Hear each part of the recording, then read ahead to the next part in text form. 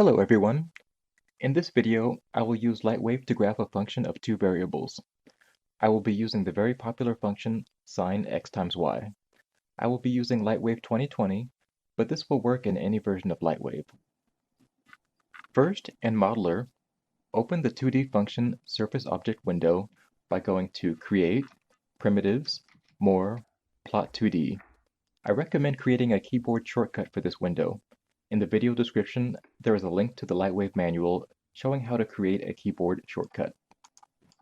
In the equation field, enter sin x times y. Click Rectangle to generate 4-point polygons.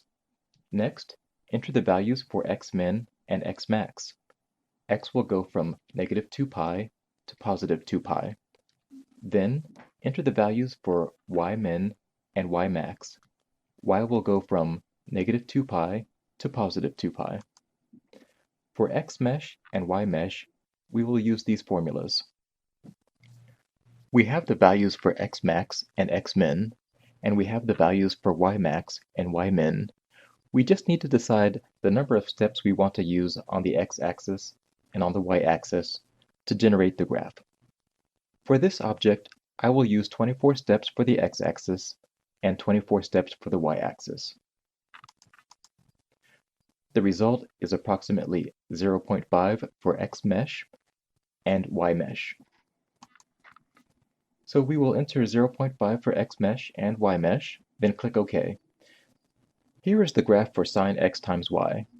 I will press the Tab key to activate subpatches and make the graph look nicer.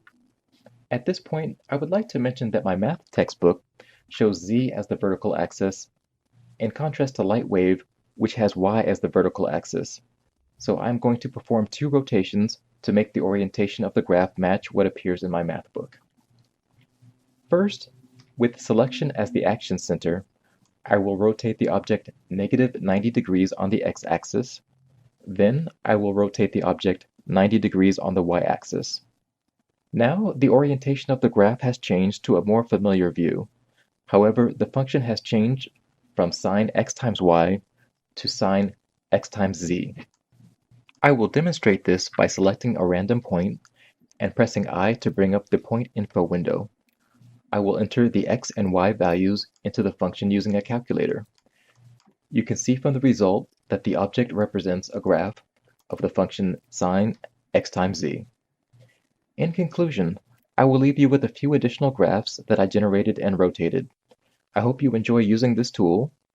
If you have any questions or feedback, please let me know in the comments. Thank you for watching.